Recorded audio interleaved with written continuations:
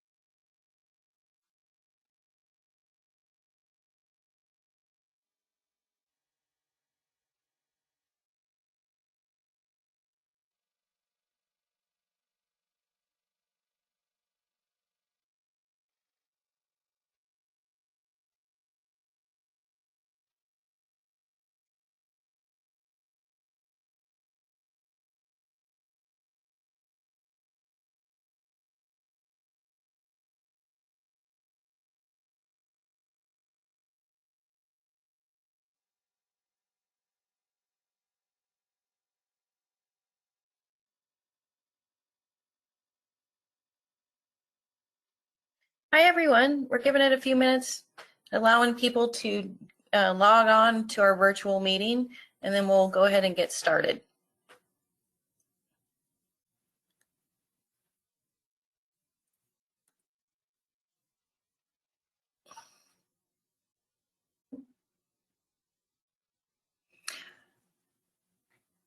Okay.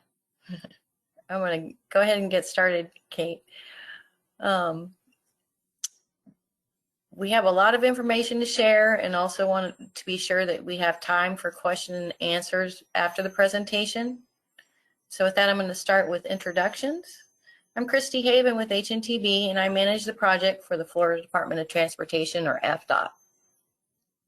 Our panelists include Charlene Ross, Michelle Peranto, and Mary Ross from FDOT.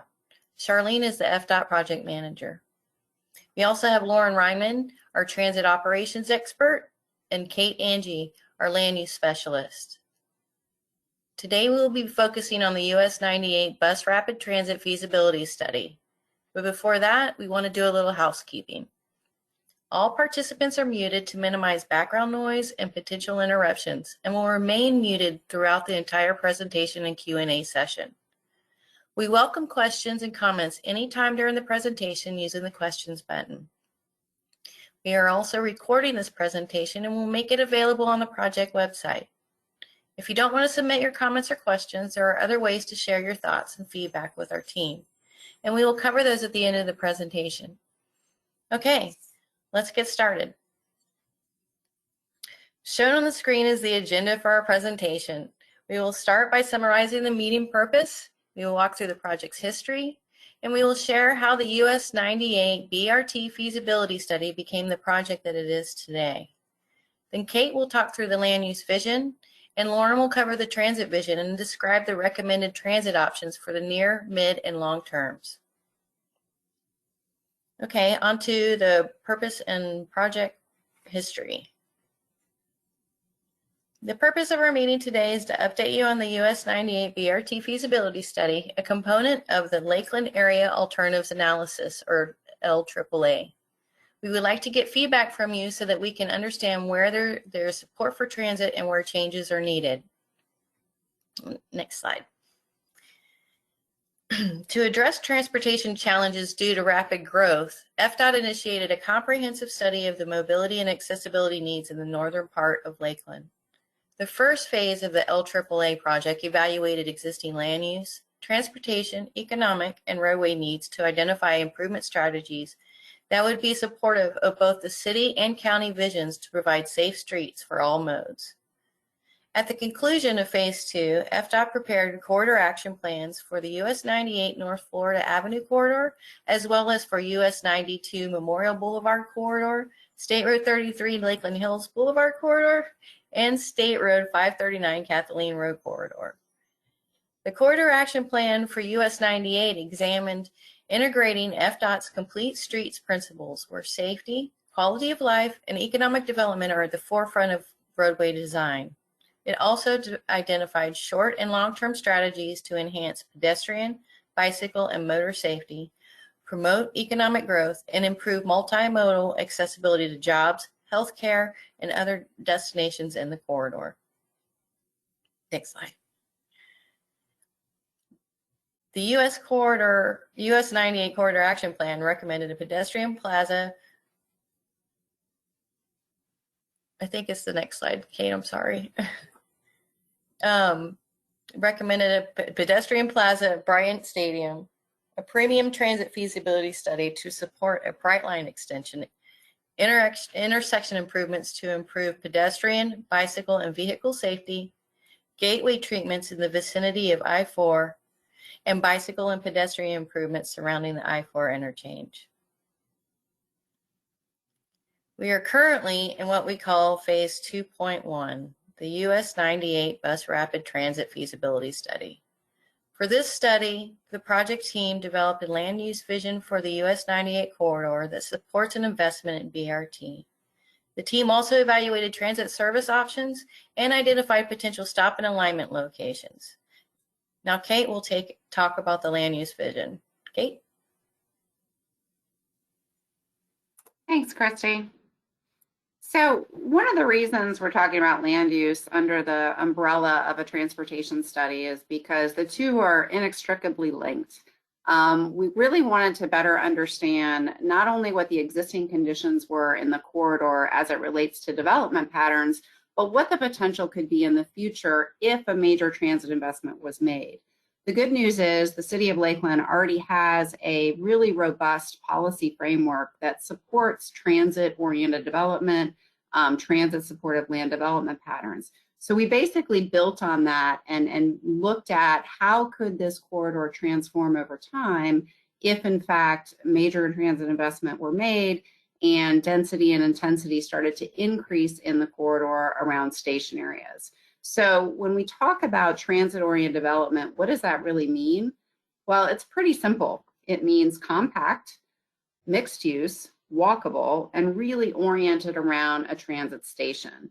The good news is, again, the City of Lakeland already has kind of a grid-like pattern in its downtown. It already has a level of density in downtown. So it's got a lot of the component parts of TOD already underway, and new development is coming online that's reinforcing those patterns.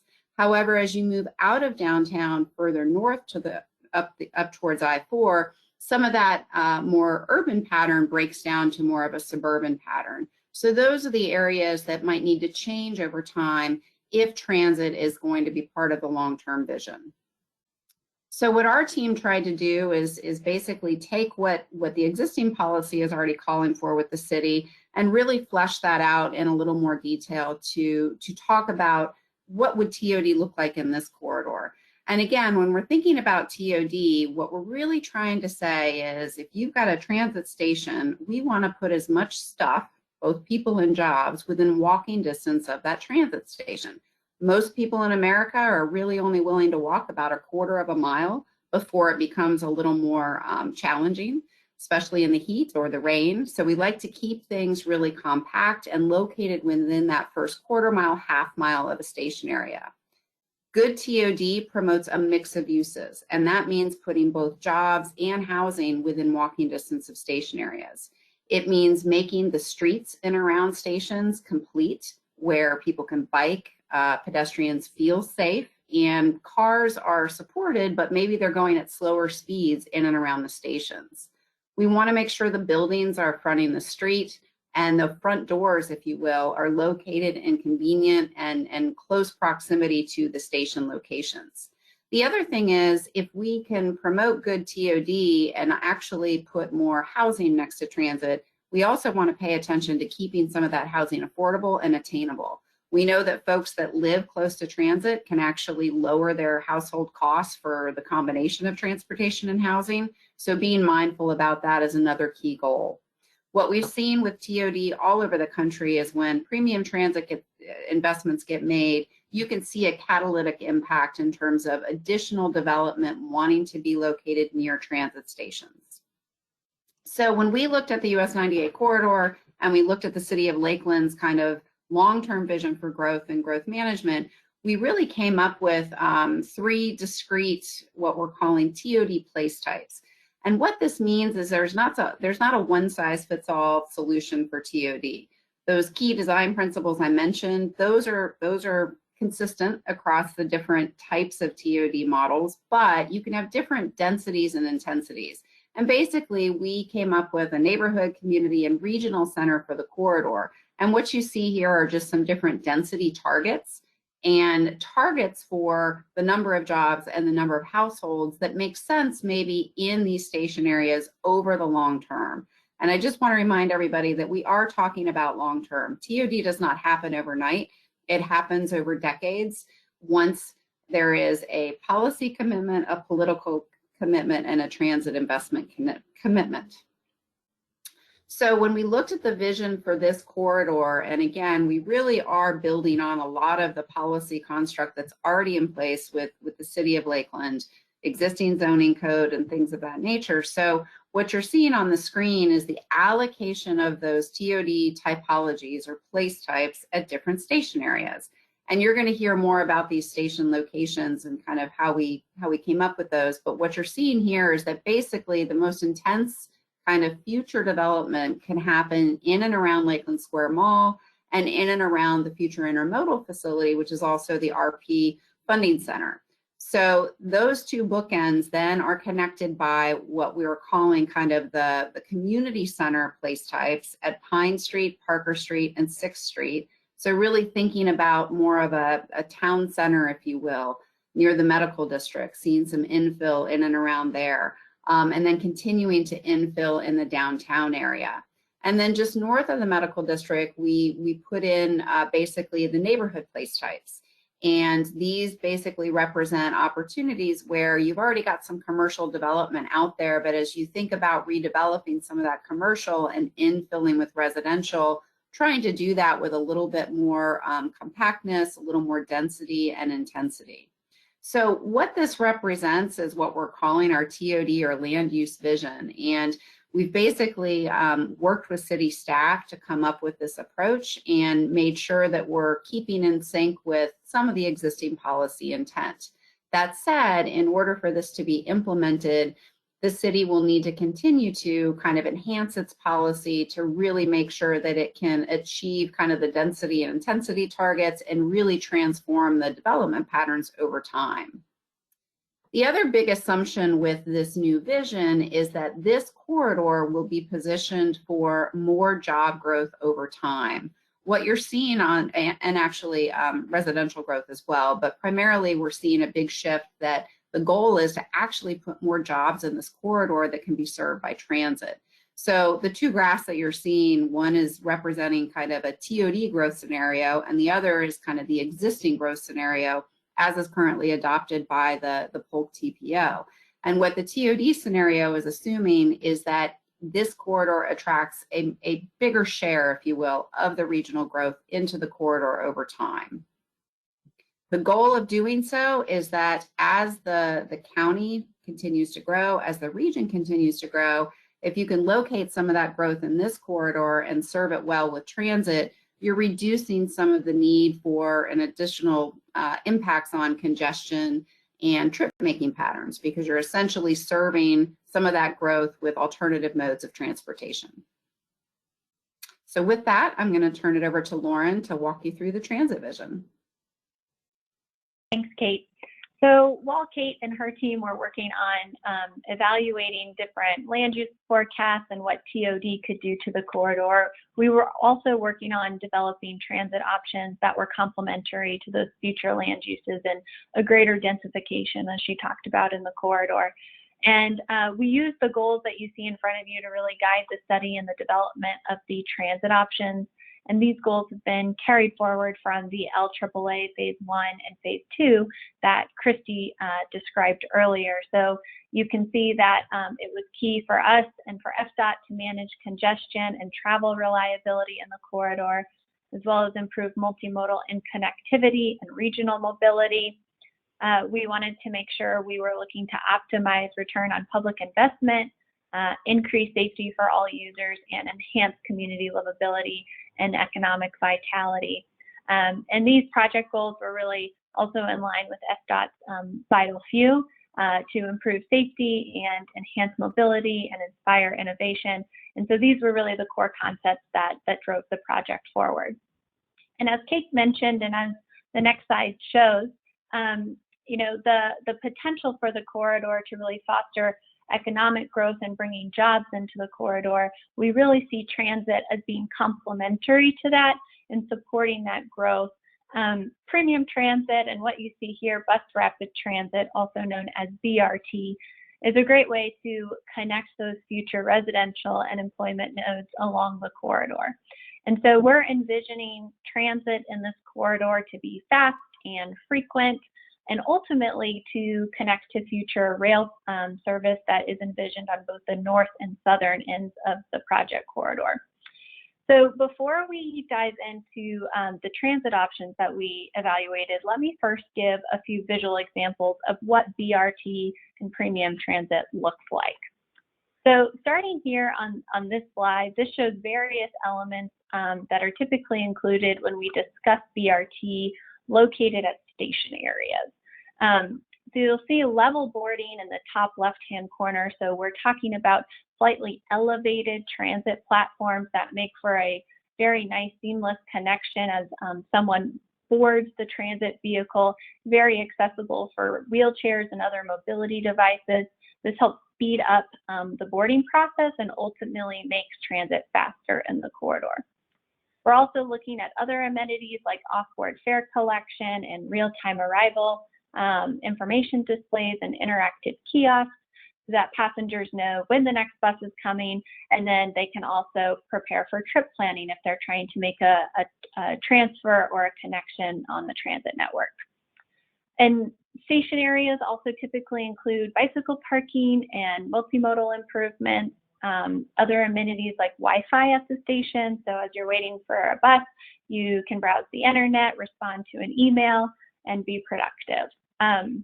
We're also looking at softscaping enhancements around the station areas, as well as increased lighting and video surveillance to help foster a sense of safety at the station areas. There's also often branding that goes into BRT projects, and to really help distinguish BRT service from the other fixed rail services in a community. And branding can be applied to the stations themselves as well as the BRT vehicles. And vehicles can be alternatively fueled by CNG or compressed natural gas, or even electric vehicles. And on board BRT service, vehicles also offer premium amenities to passengers. So whether that's Wi-Fi on board or charging outlets or informational displays telling you what stop is coming up next, we're just looking at this kind of enhanced user experience and premium transit service.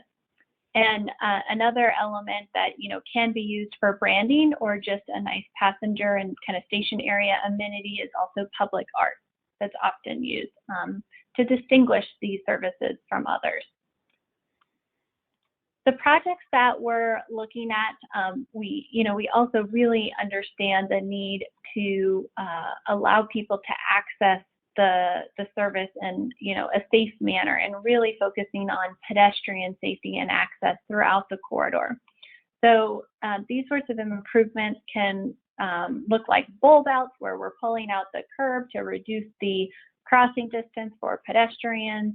It can include pavement markings and other indicators to bring attention to pedestrians in the station areas, as well as connectivity along the corridor through sidewalk enhancements and other bicycle and pedestrian facilities. And then finally, one way to prioritize transit is implementing guideway treatment or signalization improvements. So transit signal priority, also referred to as TSP, allows for communication between transit vehicles and signalized intersections. And this helps reduce the time that buses are delayed and waiting at intersections, and ultimately that helps speed up transit in the corridor. So TSP is an integral component of all three transit options we'll look at in just a little bit. Another way, I said guideway improvements. What does that mean? Transit-only lanes. So a way to get buses out of congestion, to improve travel times, and also improve reliability among the corridor. So these are some things that I've just shown you that we'll be talking about, which are key components to the various options that we'll describe. But the question is, how do we get there? We can't implement all of these things overnight. So, FDOT and their partners understand that this isn't a quick transition. But as I mentioned earlier, ultimately we want to work to that vision of fast, frequent, and premium service in the corridor. So to get there, we are taking an incremental approach, and we're looking out over the next 2 decades to align the transit investments with the mix of land uses and greater density and TOD policy that Kate talked about earlier. So I said incremental. The 3 options are meant to build and layer on top of one another. The good transit option, as we're calling it, is the nearest term option. This is shown on the left-hand side of the screen in yellow. And this transit option is really meant to minimize capital investment and focus on the service enhancement. It won't look much different than the Gold Line operating in the corridor today north of downtown. But we want to focus on service improvements in order to grow the ridership in the corridor. Citrus Connection is already working with the City of Lakeland on TSP improvements, and so that will help improve reliability in the interim. The better or medium-term option, which is shown in 2035, presents a number of benefits from a straighter alignment and faster service. The trade-off between these two things is a fewer stations, which we'll show you on a map in just a minute. But connections to the station areas are critical, as I mentioned earlier. So sidewalks and multimodal connections are emphasized in this transit option. And this is the option where I think we can really begin to think of the corridor as a really premium service and bring in branding through uniquely designed shelters and vehicles. And so this is kind of where that true definition of BRT begins to come into play. And then the longest term option in 2045 builds off of both the service and capital improvements that are included in the other transit options. And this leverages other related but separate projects, including the I-4 high-speed rail station, the Sunrail commuter rail extension into downtown Lakeland, and the proposed intermodal facility. Once you have those connections, transit in Lakeland could look really different. In addition, additional priority treatments like transit-only lanes could be implemented on the northern segment of the corridor north of Griffin Road, as all of that construction and reconfiguration of the north side of the project corridor comes into play with the I-4 connection. So a lot of opportunity here, but this transit option is really tied to several other projects that will need to come to fruition. So I'll show you what each of these look like on a map pretty quickly. This is basically what is out on the street today, and the good option, it follows the existing gold line alignment. And again, we're not changing the station locations in this option. We're not consolidating stations. We're simply focusing on transit service improvements. So passengers will still have access to the existing park and rides, and you'll be able to use the service similarly to how you use it today. The better option is what begins to look a little different. I mentioned a straightened alignment and fewer station locations. You can see the proposed transit stations there in the orange dots. I will note that this study is fairly high level, so we're not talking about the exact placement of stations, near side, far side, mid block. That can all be worked out later. But we wanted to generally identify the places that made sense for a transit connection, and then also paired nicely with the growth and redevelopment opportunities that Kate mentioned earlier in the corridor. And then the best transit option has a few changes to it as compared to the better option. The two things to note here, I think, are the additional connection along the I-4 corridor at the future high-speed rail location, and then a connection on the south end west of downtown to the future proposed intermodal station. That study is separate from the work we've been doing, but it does align with the future proposed site location. There are a number of routing options that can be further evaluated to get over to that facility. And we've carried all of those forward as kind of potential options to be worked out within the next few decades. So we've got some time. So, what does this all mean in terms of the feasibility of these things and the results as we're looking at these different transit options and future investment potentials? How does it stack up for total transit running time and time savings as compared to the existing condition? This is often a key metric and goal of any transit investment to speed up transit operations. The good option improves slightly over the existing condition. This is primarily from the TSP savings that implementation that I referenced earlier. And the better and best options improve significantly over the existing condition. The one-way travel time shown here have consistent origins and destinations for each of the options from downtown Lakeland to the Lakeland Square Mall area. The second item shown at the bottom of the screen is auto competitiveness. It's a goal for transit in the corridor to become auto competitive. And in the good transit option, which is most similar to transit in the corridor today, the transit travel time is not really competitive with an automobile. If you have another option, you'll likely choose to take that. However, the better and best transit options become much more auto competitive due to that straightened alignment, consolidated stations, level boarding, and other priority treatments. And as transit becomes more auto competitiveness, next slide, the goal is to shift users from those single occupancy trips, so where someone is traveling alone in an automobile, onto transit or other modes. This is where people will share their trip on transit or in carpooling, and reducing congestion and minimizing other impacts. And this figure here illustrates how much space can be saved when trips are converted from automobiles to other modes. A relatively full bus is a much more space efficient solution to an equivalent number of automobiles, as you can see on the right side of the graphic there. And then finally, to illustrate how beneficial the transit options could be to the area, the project forecasted ridership in the corridor.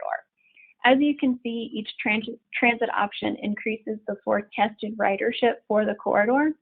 The good option anticipates 600 average daily weekday riders.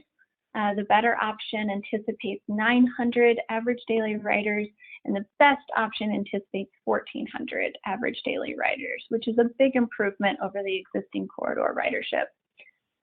However, it's really important to note that all of these numbers are only achievable if the community simultaneously invests in that TOD redevelopment, a mix of uses and greater density, as Kate described earlier.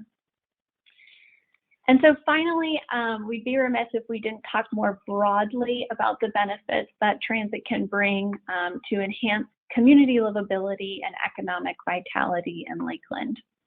A transit investment would provide better connections within the Lakeland area and enhance the existing transit network.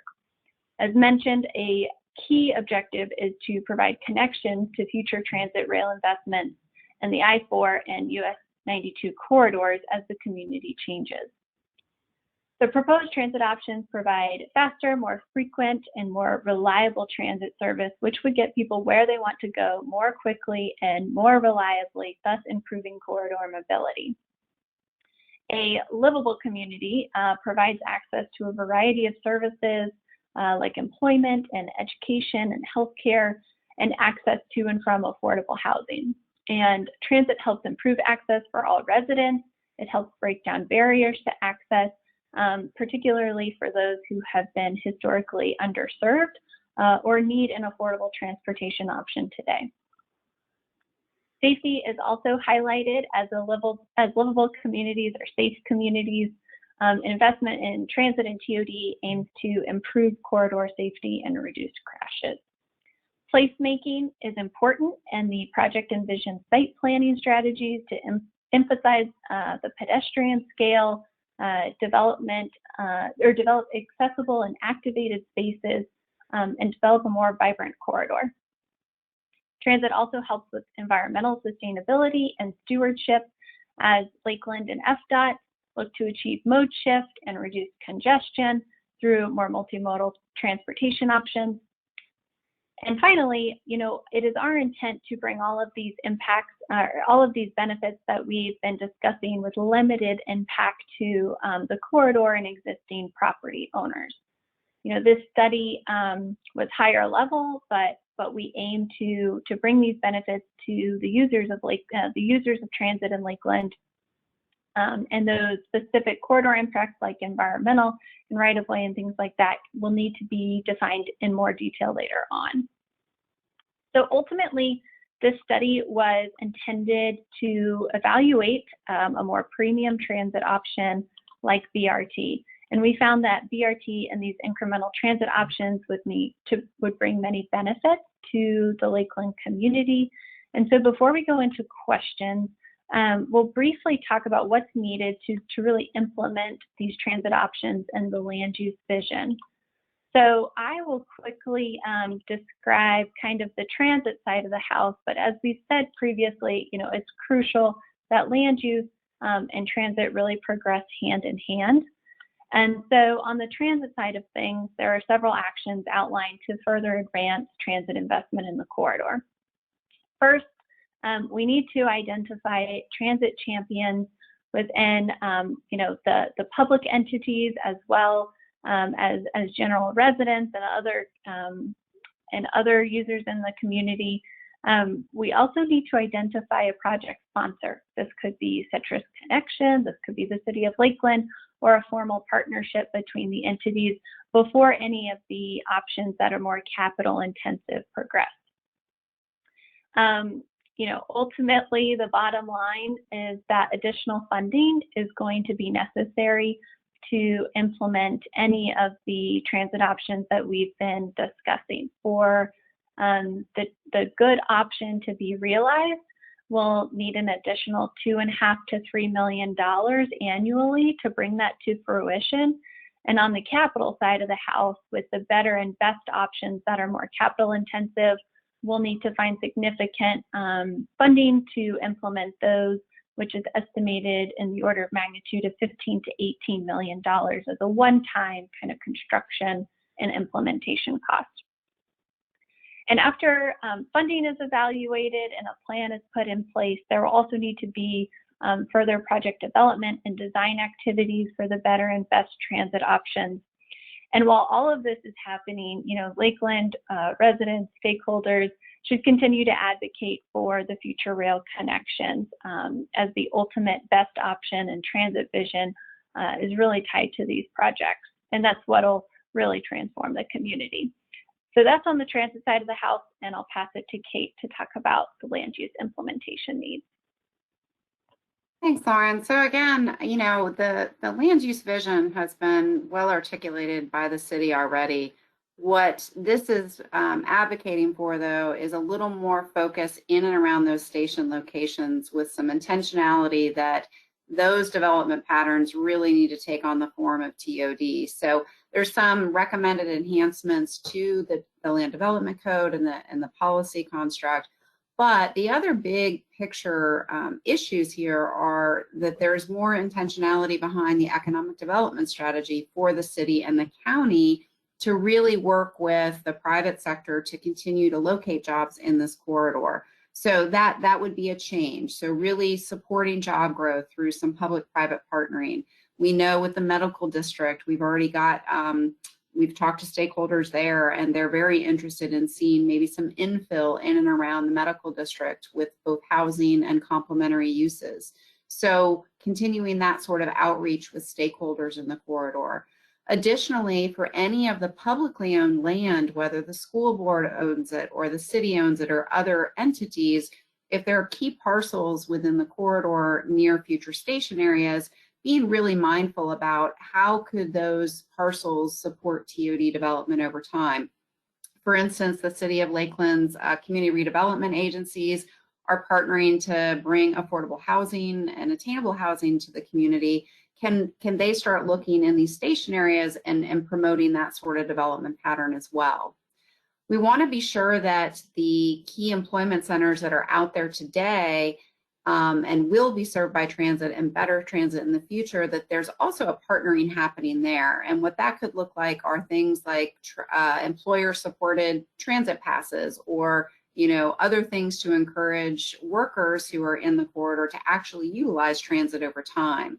And then the last thing is and this is really kind of on the city, to really look long-term and start to monitor development in and around these station areas to kind of assess, are we getting to those goals? Are we getting to those targets in terms of the total number of jobs and housing over time?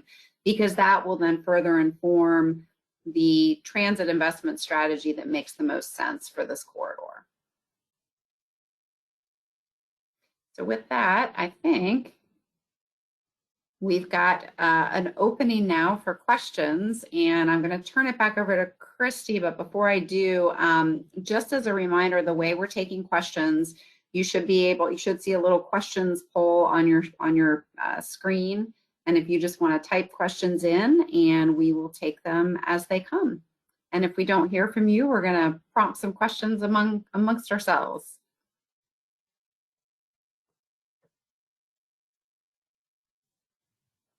Have there been any that have come in yet? None yet.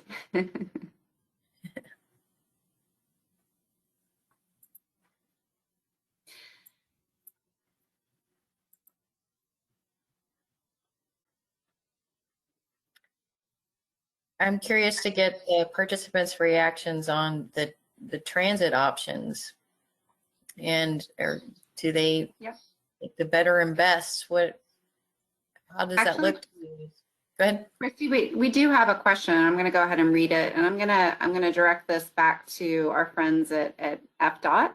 And the question is, what type of funding sources are available to start the good scenario? And when can those requests be made? So essentially, this is the enhancement of the existing service that's out there. Thanks, Kate. This is Michelle Pronto with the Florida Department of Transportation. And regarding funding sources, we don't have anything in our work program scheduled as of today. This would be something that if the transit agency is willing to implement this enhanced service, they would work with us as their partner to inquire about funding for this. They can also work with the Federal Transit Administration to receive funding for the corridor through their regular 5307 apportionments, and then also work with the local TPO. Great. So there's another question, and this is regarding high-speed rail, and I'll jump in and I'll let others kind of speak to it. But the presentation, basically the question says that we mentioned high-speed rail, meaning Brightline, along the I-4 corridor, and it's a question as to whether it's going past Lakeland or if there'll be a station area. And what we are presuming is that the hope is that there would actually be a station there. We all kind of recognize that that's not really within the control of the city or even FDOT for that matter, but the idea is that as the city starts to look at redevelopment and intensification in and around the I-4 interchange, perhaps that could lure a future station area for the Brightline system. Anybody want to add to that? I'll just, from the department's perspective, Kate, I'll just add that we agree. Great. So there's another question. Why has 6th Street been selected versus 8th Street, where the current stop is at the entry road to the hospital versus 2 blocks away? That's one part of the question, and I'm going to let Lauren speak to that real quickly. And then there's a second part to the question I'll come back to. Thanks, Kate. Yeah, so we looked at the station spacing, and you're right where the 8th Street stop is today. We wanted to obviously serve the medical district and make sure that there was good access there, both west and east to the medical centers. We selected 6th Street, basically visioning what the corridor could become rather than just what's there today. So the good short-term option maintains that 8th Street station stop. The proposed longer-term options, where we're hoping that the corridor will transform with some of the other plans that the city of Lakeland has already put in place. There's a vision for kind of a transit or a pedestrian plaza there with an enhanced crossing. And so really thinking about where the development could occur, but then also ensuring that from 6th Street, there is a seamless connection over to the medical center. Great. So the second part of that question asks about the sponsorship for the project. And the question is, what organization / municipality would oversee the project? You mentioned sponsorship from the city of Lakeland, but would that mean that the city would have to be responsible for operations, maintenance, and cost? And I'll turn that maybe back over to FDOT. Sure. But let me first ask, can you hear me okay? Because on my side, everyone is frozen. We can hear you. Oh, great. Thank you. Okay, so partnerships and who takes responsibility, it's going to absolutely be, we see as a joint effort, joint partnership between the city, increasing and doing what they need to do with their policies to create this TOD portion, right? And then, did you lose me? We can still hear you. Okay, thank you. And then also in relationship to that, the city, keeping the transit agency informed about what their goals are and what they're doing to make those changes so that the transit agency can then increase their service along the corridor and that good or nearest term solution, working towards that longer term solution. So it's truly a partnership.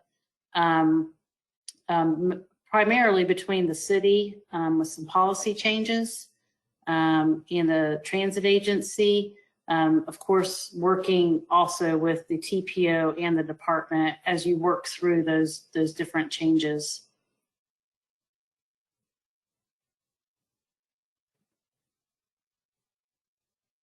Great. Well, we don't have any other written questions. Christy, did you want to prompt any questions for today?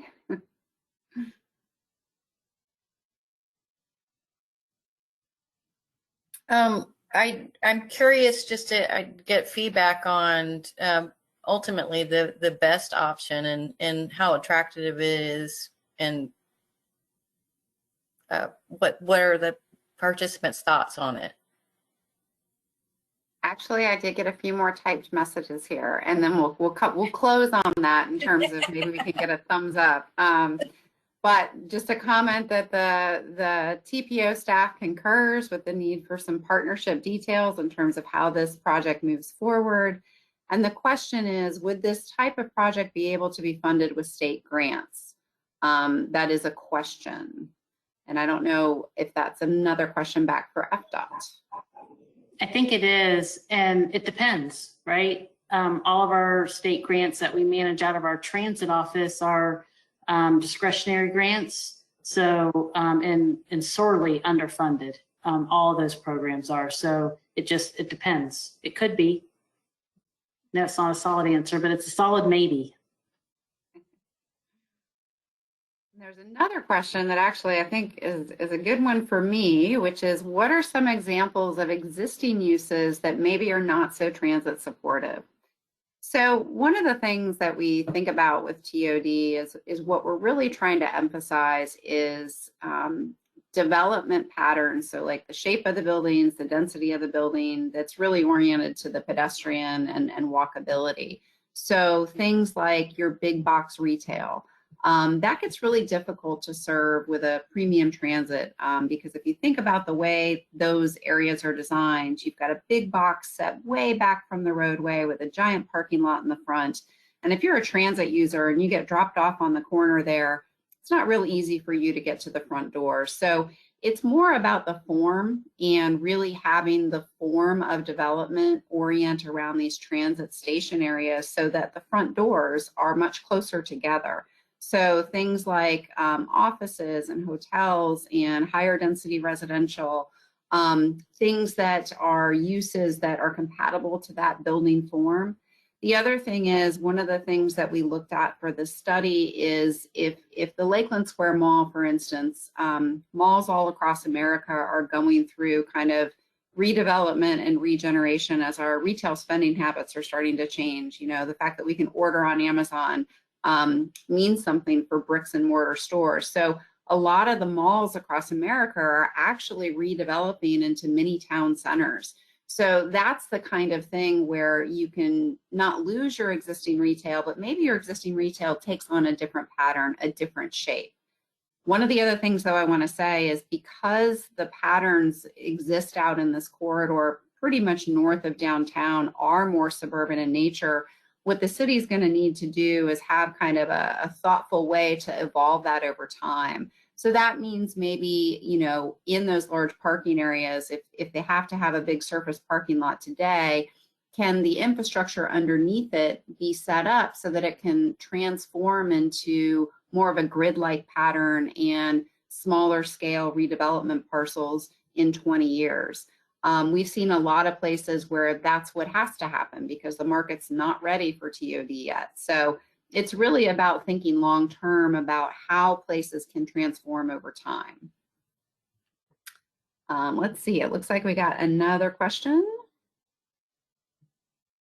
Okay, I think there's a question about Yes, we mentioned a possible connection to Sunrail. Have you been in active conversations with Sunrail? Is that a question I can take back to FDOT again? Yes, you can. Sorry, I was busy trying to mute myself. No, we have not been in active conversations with Sunrail regarding this project. I think the idea is that at least, you know, long term, both the Amtrak corridor and the I-4 corridor have been put on maps at some point in time that there's going to be improved passenger service. So I think this study really just wanted to acknowledge that and recognize that as part of our work. So Yes, there thank you, Kate, for filling in my answer for me. Yes, that's correct. There's a question about what type of buses would be used for the good, better, and best options, and are electric buses an option? And I think Lauren. So the good option assumes that Citrus Connection would continue to use their base fleet. But the better option and best option, looking a little bit down the road, ultimately, as those projects progress into project development, vehicle type would be something to be considered.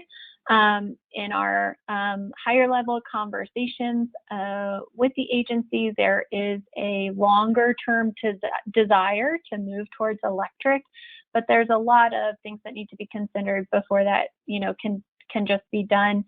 It requires different, you know, maintenance. There's obviously an upfront investment in electric vehicles and charging facilities, and so that would need to be evaluated at that point in time. However, to be conservative, we have included kind of a premium for electric vehicles in the capital cost estimates to cover that.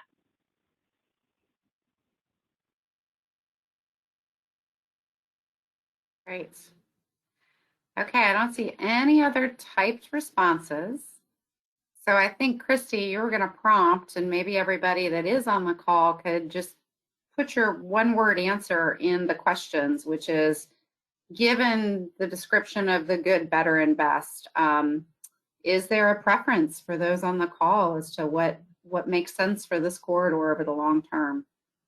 And if you just want to type in either good, better, or best, that would be great.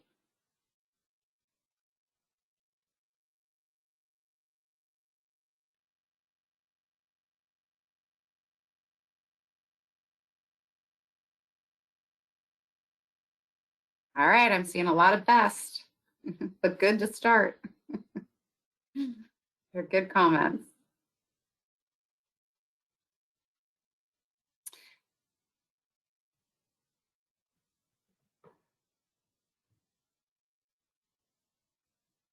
Very good. All right, any other questions from folks or things that you didn't hear us speak to that you want to raise for today? How about from our panelists? Any kind of closing remarks or questions to the audience?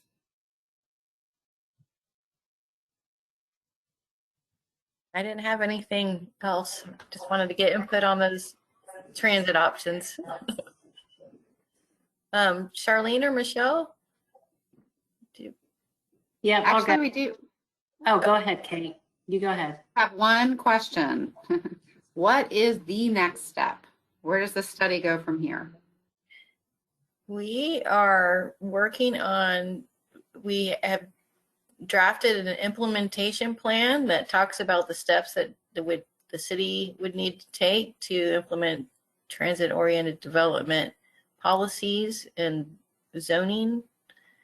And then we talk about potential funding options and the strategies to get funding for the different transit options. We talk a little bit about what the high level, what the potential impacts and benefits are of the project. And then we talk about next steps of what the city and partner agencies would need to do to realize good, and then taking it a step further for better and as Lauren said, they just build on each other. So eventually, after you get to the better stage, you're in a good position to get to best. And we'll be releasing that. That report's going to be done probably by the end of the month. Great. There's one other question too, and Lauren, this one is for you. You know, the statement is that, you know, for bus rapid transit, one of the key things is fast service or frequent service. And question is, how many stations do you envision? I'm not getting the rest of that. Envision would be viable over time. And I think in our best scenario, I'm just looking at the map. Right. Lauren, if you want to comment on that. Yeah, well, first I would say, I mean, you're right, the goal is to increase the frequency. So I'll start there. With the good option, we've proposed 15-minute peak frequencies and 20-minute off-peak frequencies. So what that means in the morning AM kind of typical commute period, and in the PM typical commute period where people are going to and from work, there would be 15-minute frequency. The better option sets that up even a little bit more, and we've proposed 10-minute peak frequency and 20-minute off-peak. The best option keeps the same service plan. The other significant difference, I think, with the service improvements are Sunday services added with all-day 30-minute service for Saturdays and Sundays. So that's kind of responding to the frequency portion of the question. In terms of the number of stations, you know, what you see in the screen in front of you is what we've proposed. This is getting into a bit of technical lingo, but what we're showing you are station pairs. So at each of those dots on the map, there would be a station going in the northbound and the southbound direction. So you would have access from both sides of the street. If that doesn't answer your question, feel free to add another one to the log. I got to thank you. So I think we're good. Okay. So I think then we probably should move into kind of our wrap up. And I think Michelle and Charlene, did you guys want to have some closing remarks, and then we can direct folks where to find more information? Sure, I'll go first and then Charlene can follow. Just thank everybody for your attendance today. I especially thank our consultant team for putting together such a great study. We're excited to know that, you know, the service through 98 corridor can be different. You know, it's going to take a lot of effort on the city's behalf with their policy changes, with some TOD measures that can be implemented, and in conjunction, the transit agency, you know, following suit and making that commitment to enhance the service along that corridor. So we like what the study has been able to show. We're impressed with the fact that the difference can be made through some even more hard work and through some community partnering. So thank you, everybody who worked on this study with us. Charlene, do you have any final comments? I just want to thank you all for your time today, and thank you to the project team.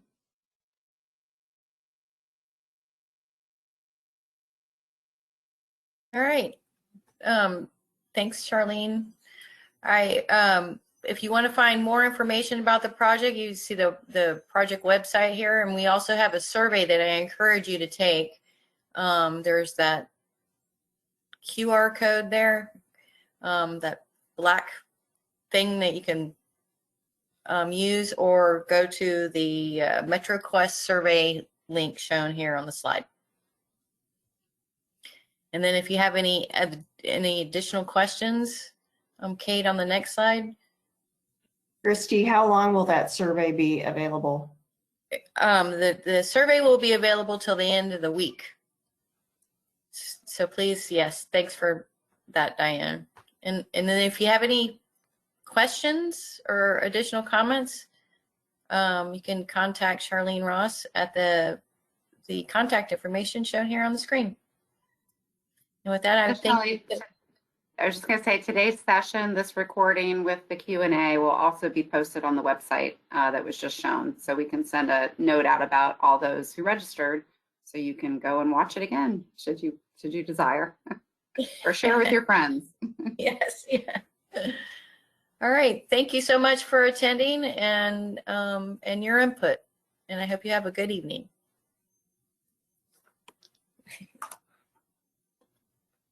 Bye.